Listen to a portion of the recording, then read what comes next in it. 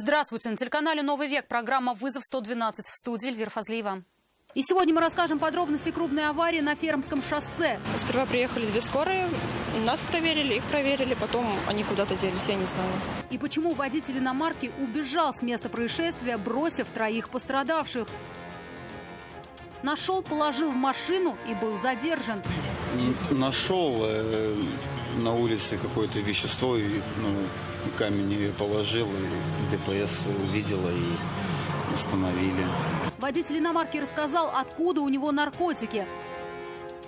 А также, что же такое электросамокат и надо ли на него права. Самокат не является транспортным средством, так как не ставится на учет и не регистрируется в органах ГИБДД. Для управления данными транспортными средствами необходимо специальное право управления транспортными средствами соответствующей категории М или А. Мировой суд вынес решение в отношении 54-летнего Дмитрия Катухова, задержанного в пьяном виде на самокате. Это и не только. Прямо сейчас.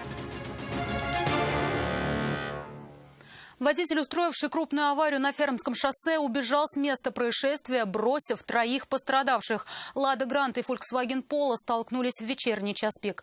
По рассказам очевидцев, водитель иномарки выехал на встречную полосу, где и протаранил отечественную машину лоб в лоб. Найти водителя на месте не получилось, он убежал. Чтобы понять, кто был за рулем, эксперты снимали отпечатки пальцев с руля и дверей иномарки. С места происшествия Нафиса Минязова. Я не знаю, я не видела, откуда она просто ехала по встречке и выехали на меня. Я не успела ничего. 21-летняя автоледи, управлявшая «Ладой Гранта», рассказала, ехала прямо по крайней полосе. Девушка призналась, скорость не превышала и уж совсем не ожидала увидеть прямо перед собой встречный автомобиль. «Фольксваген», говорит, появился внезапно, а как-то среагировать она не успела. Столкновение было лобовым. Пострадали 3 человека. Девушка, водитель «Лады», у нее ушибы плеча, позвоночника и гематома на голени. Сперва приехали 2 скорые, нас проверили, их проверили, потом они куда-то делись, я не знаю. Достался ее 27-летней сестре. Она сидела на пассажирском сидении. Девушку госпитализировали с ушибом грудной клетки. Пострадал и 36-летний пассажир «Фольксвагена». Он ударился головой и получил закрытую черепно-мозговую травму, сотрясение головного мозга и ушибленную рану в височной области. В момент аварии он был нетрезв.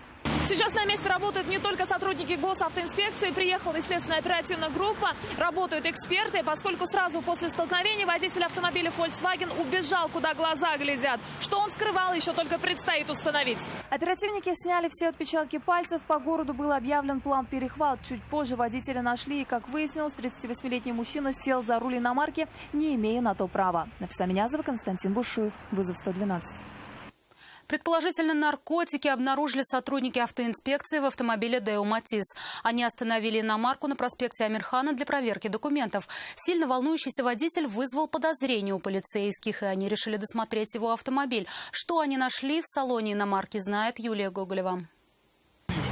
Нашел на улице какое-то вещество, и камень ее положил, и ДПС увидела и остановили. Молодой человек рассказал, что остановился около лесопосадки, чтобы сходить в туалет, и тут увидел сверток. Недолго думая, решил его подобрать. А почему решили забрать? Не знаю, просто подобрал. А вы так часто такие вот непонятные вещи находите? Нет, я первый раз такое увидел. Я потерял и брелок. Вот, вместе с ним и подобрал. По словам задержанного, в лесопосадке он выронил ключи от машины. Съездил за дубликатом домой на такси, вернулся обратно, но обнаружил, что машина не открывается. На 2-м брелке от сигнализации села батарейка. Проезжавший мимо экипаж заметил припаркованный «Део Матис», в котором никого не было, и уехал дальше. А когда водителю удалось открыть автомобиль и поехать в сторону дома, его остановили сотрудники ГИБДД для проверки документов. Парень стал заметно нервничать. Это и вызвало подозрения у полицейских. Ранее тоже не привлекались? Нет. Автоинспекторы выяснили, что к ответственности по статье «Незаконное приобретение, хранение и перевозка наркотических средств» молодой человек уже привлекался. Сверток с подозрительным веществом в его автомобиле под ковриком обнаружили в присутствии 2 понятых. В нем находилось примерно 50 граммов белого порошка. Изъятое направят на экспертизу. От ее результатов и будет зависеть дальнейшее процессуальное решение. Юлия Гоголева, Нафиса Минязова, Константин Бушуев, «Вызов 112». Kia Sportage и «Газель» столкнулись на пересечении улиц Короленко и Волгоградская. Как рассказал водитель грузовика, он ехал на разрешающий сигнал светофора, тогда как вторая участница ДТП решила не дожидаться зеленого света и стартовала на несколько секунд раньше. К чему это привело, знает Вероника Гайнутдинова. После того, как Kia врезалась в левый бок «Газели», последнюю отбросила на разделительную полосу. Повезло, что до пешеходов грузовой транспорт все же не долетел. Его водитель отметил, что ехал по всем правилам, и аварию спровоцировала автоледи, управлявшая легковушкой. Вот она вот здесь стояла, вот она остановилась на красный и, получается, заранее поехала, уже двигаться начала, и вот мне въехала. А вы уже маневр завершали на Я завершал маневр, вот, получается, я выехал, и вот она мне стала приезжать. Я даже посмотрел, думаю, неужели я не мог красный видеть? Вот, получается, я двигаюсь на зеленый и выезжаю на перекресток, а она мне в бок. По рассказам водителя «Газели», женщина признала вину. Впрочем, сама она ничего говорить не хотела. У вас зеленый или красный? Обе машины получили значительные повреждения. Участники ДТП остались дожидаться на месте сотрудников госавтоинспекции. Вероника Гайнутдинова, Айрат Назипов, Наиль Абдуллин. Вызов 112. Нужны ли права на электросамокат и кем по закону является едущий на нем человек? Сегодня мировой суд вынес решение в отношении 54-летнего Дмитрия Катухова. Напомним, в августе на проспекте Ибрагимова его остановили автоинспекторы и обнаружили у мужчины признаки алкогольного опьянения. От освидетельствования он отказался, посчитав, что водителем не является и на самокаты права не нужны.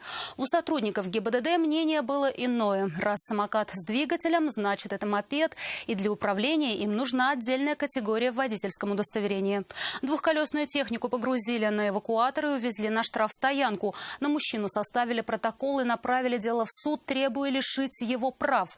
Первое заседание было отложено на месяц, а сегодня суд вынес свой вердикт. Айрат Назипов со всеми деталями. Определяли ли вы мощность самоката в режиме длительной нагрузки? Согласно маркировке было установлено.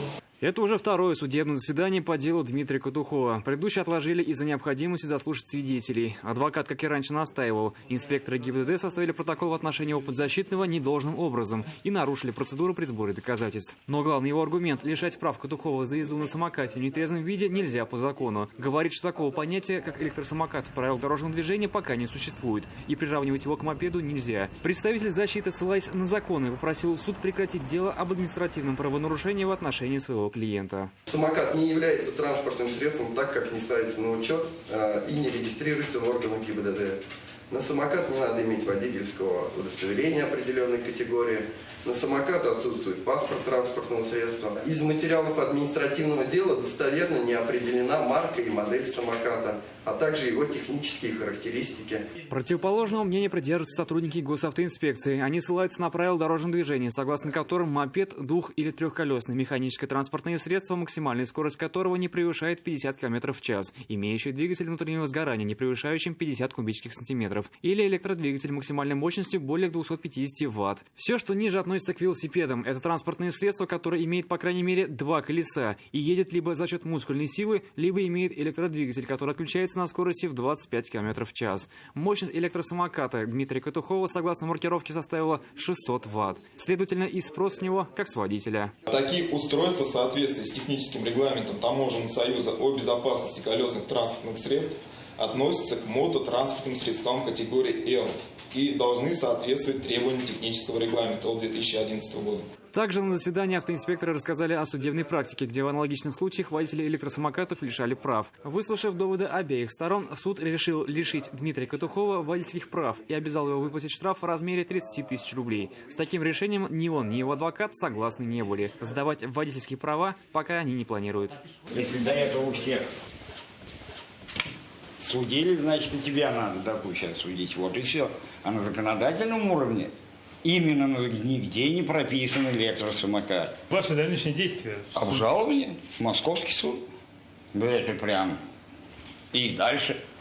И дальше, и дальше. Мы считаем, что суд не всесторонне, не объективно подошел к рассмотрению настоящего спора, отказал нам в удовлетворении ходатайства, назначения по делу экспертизы с целью определения технических характеристик электросамоката. Сейчас законодатели обсуждают законопроект о средствах индивидуальной мобильности. Он по задумке и должен заполнить существующие пробелы в законодательстве и дать определение новым средствам передвижения. Потому как, например, моноколесо, мощность которого порой 2000 Вт и выше, к тому же мопеду не приравнивается. Айрат Назипов, Наиля Абдуллин, Вызов 112.